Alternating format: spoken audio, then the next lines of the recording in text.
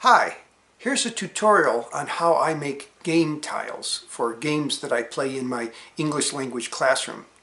This makes little tiles this size or really any size or shape you want pretty much. It's like very, very thick paper, almost like cardboard. So here's how I make mine. Blue on blue. Sometimes I want to make what I call tiles, which would be little pieces for games, for language learning games, that can be easily handled and easily manipulated by the students. I want them to be easy to make, inexpensive to make, and I want to be able to make a lot of different kinds, a lot of different sizes and shapes. They might be like this, something for phonics, or these for phonics, or it might be something of a bigger size, like these strips for adjective order. So I'm going to show you how I do that. I start with sticky back paper. This is free cut sticky back paper. So it's a sheet of paper that you can print on, and then you peel the back off, and then you can stick it onto a stiffer board that gives the piece a little bit of heft and a little bit of stiffness. So you're going to take this printed sheet, strip off the back, peel off the back, and stick it on one of these boards. This is what the container for these particular board pieces look like. And then we're going to use a cutter to cut it. So let's give it a try. So our first step is to take our paper and stick it onto here.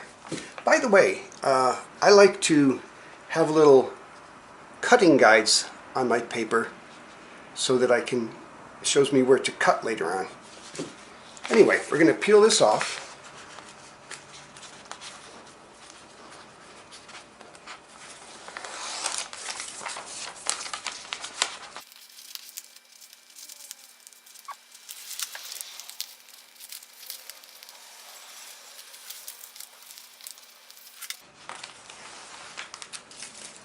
Okay, so we peeled off the backing, and we're just going to affix this to the stiffer cardboard backing, like that. You want to smooth it out, make sure there's no bubbles in there. Easy peasy. So now we have the printed sheet on the stiffer backing. But you notice the little black lines here. These are my cutting guides to show me where to cut, so that I can cut them fairly precisely without having lines on the final product. And when I cut, I usually cut the long way first, and I'm going to leave a little bit uncut on one end here.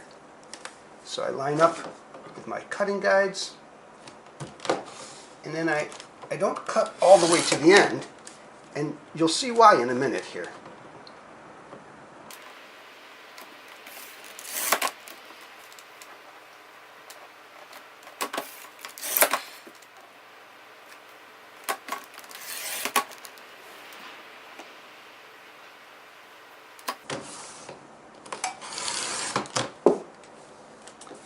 So there we've made all the long cuts. And now, because I've kept them all together, holding together on this one end here, I'll be able to use these cuts, these little cutting guides, these little marks here, to guide my cuts in the other direction, this way. If I had cut all the way through, I'd have a whole bunch of separate strips, and they wouldn't be attached to these cutting guides. But now they're attached to the cutting guides, going the other way. So I can just line those up, and much, much easier than if they were all separate strips. That's garbage, we don't need that.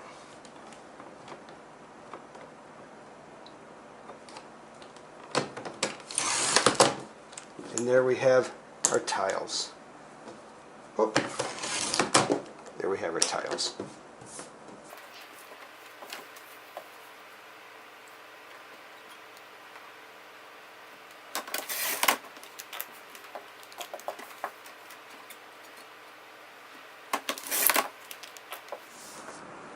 There we go. There's our tiles all cut into nice uniform pieces. The hardest part really is making this, making on the computer, working on the computer, getting this part ready is really the most difficult part. This part here is pretty quick, pretty easy. So, well, that was a rather abrupt ending to my explanation of how I make my game tiles. I realize it now that I'm in the editing phase and it's kind of too late to go back and change it. But anyway, if the tutorial was of any value to you, don't be shy about clicking the like button. And thank you for visiting my channel. Blue on